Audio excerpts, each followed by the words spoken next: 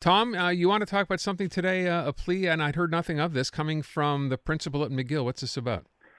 This is a great article written by the new principal at McGill, whose name is Deep Saini, and he just wrote a wonderful piece in Le Devoir. I was so thrilled to see something positive. I figured, it's our last show together, Aaron, Natasha, the season. Let's start with something positive. What he does is, in a relatively short text, he lays out a case for understanding that McGill is a positive asset for Quebec. Who knew? One of the best universities in the world. Well, why wouldn't everybody understand that it's a positive asset? Well, because it's under attack. Because don't you know, all those English people are having an effect on the quantity and quality of French in Montreal. At least if you listen to the nationalist braying at this, you'll hear that quite often. So he gives a personal story. He said he arrived in Montreal in 1987 without knowing a single word of French. And 2 years later, he was teaching biology in French at l'Université de Montréal. His kids went to French school. He's moved around. He's had a great academic career. His kids have moved around. He's come back here and become principal of McGill. I just find that McGill is showing that they're really on the ball here. They get it. They understand that there is this pressure coming from the outside. They're going after everything. I heard one expert, and she really is an expert, talking about tax breaks. And, well, McGill's got such a big endowment, so much money put aside from donors. As that thing grows, that money grows tax-free. And that's another gift to McGill. And I slapped my forehead and saying, okay, if we're at that level of argument against McGill better wake up and understand that under attack might be a little bit too much, but pretty darn close. So certainly there's going to be a lot of pressure on McGill, and they've got to start making the case why McGill is important. And that's exactly what the new principal, Deep Saini, did. And I think he deserves to be congratulated. It's very positive. And he put it in Le Devoir. And so it's even better. It's going to be, that many more people who are movers and shakers and opinion leaders on the French side will have read it. I love that so much, Tom, and I love that you're highlighting that today, because the story that he tells, it's not like it's a one-off. There's so many people who have stories like this to tell, and I think here. Great job making sure that we're all aware of this. Yes, exactly. So, Tom, I want to bring up really quickly here, I'm not sure if it's fair or not fair. We were going to talk about it and said, let's throw it to Tom and see what he has to say. So Anna Gainey, first day in office, she's now an MP and gets scrummed in the hallway. And look, you'd have to think, even though it's, you're new to the job, it's your first day, you're going to get this question. I'm sure this came up in discussions with staff, with everybody else. So the question came from a French reporter, and I don't say they were badgering her, but they kind of tried to put her in a box. Of course. And talk to her about, French. Do you agree that French is in decline in Quebec? And she kind of fell apart. Yeah, it's the Emmanuela Lambropoulos question, right? Emmanuela, who's, a very good young MP from the Saint Laurent district. She got soundly attacked for having dared to say, well, it's not clear that Montreal is seeing a decline of French. Everybody, including her own colleagues, some of them in Trudeau's cabinet said, this is terrible. I disown her, and she lost some standing within the party.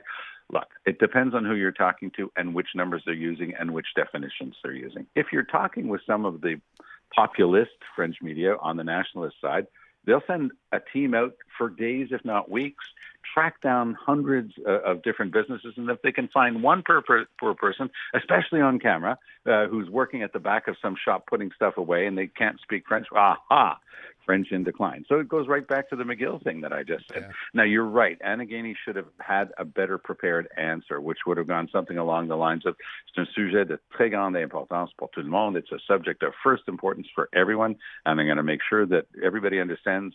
For example, she could have boasted what C13 is doing. The English-speaking community is not thrilled about it, but she could have said that that was a deal between Trudeau's Liberals and the CAQ government on the French language. She should have pointed to progress.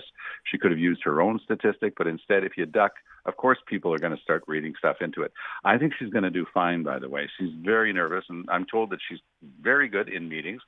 But she's also the type of person who doesn't have a natural bent for throwing herself in front of the cameras. And that's why, for example, she shied away from the debates during the campaign. But now that she's won, she's going to have some good people around her. I watched Mélanie Joly really struggle in the early days, and I know the team that she put together around her.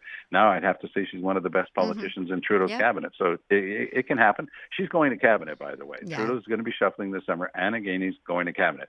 So they're going to put they're going to put a helmet on her. They're going to send her into some deep training, and she's going to come out when she's got all of her stuff acquired. She'll be able to stand in front of the microphone and do like a good member of cabinet and answer No question. And deflect all the questions. But, yes, of course. I have to just say, Tom, I really think as eloquent as your response that she should have given was, I still think that wouldn't have cut it. I still think she would have faced a lot of flack for that. And I think she's ultimately between a rock and a hard place. Of course.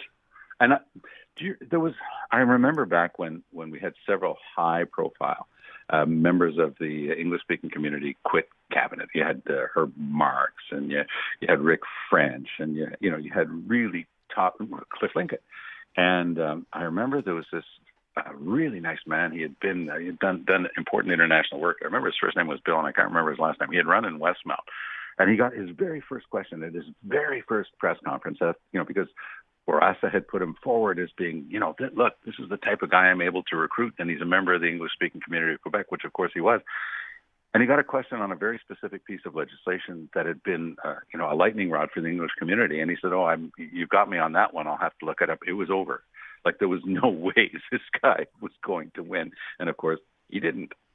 What a shame we haven't evolved from that, where it's like, why can't you just admit? I just remembered his last name. It was Bill Cosgrove, William Cosgrove. Very nice guy. Oh, yes, I remember that name as well. A true gentleman, but it's over. You've got to have this stuff on the tips of your fingers.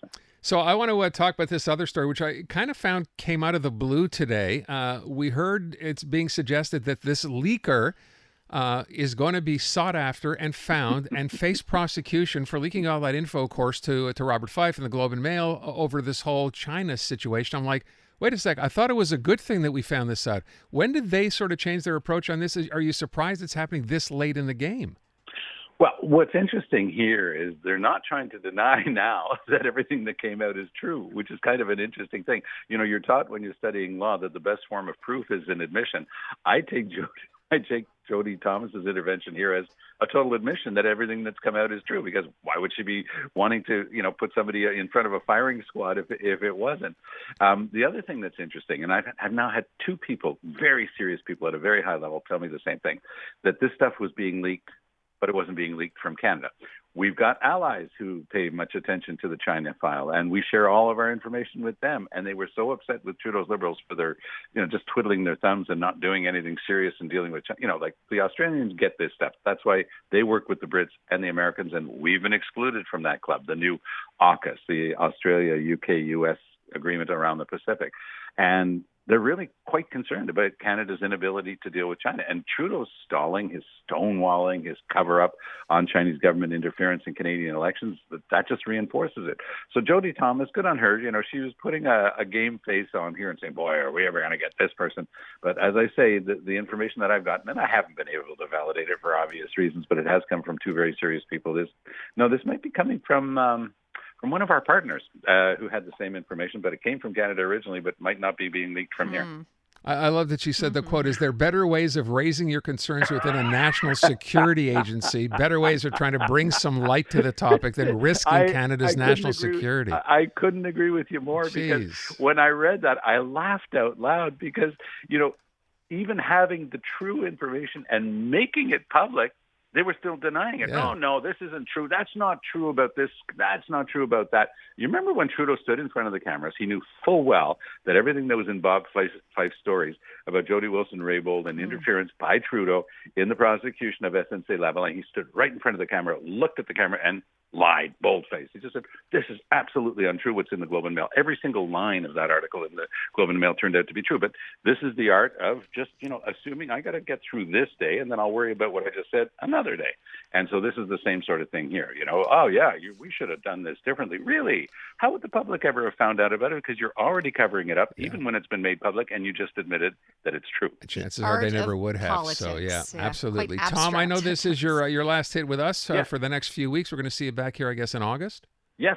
When the political season starts to heat up again, I'll be back with you guys with great pleasure. That's great. But now that they've hung up their stuff in Quebec City and in Ottawa, I'm going to do one last round tomorrow. In fact, with the crew that's going to be there just before the Saint Jean Baptiste weekend, and then I'll be off. I'll take the whole month of July off and come back sometime in August when we have a wonderful analyze vacation. this stuff again.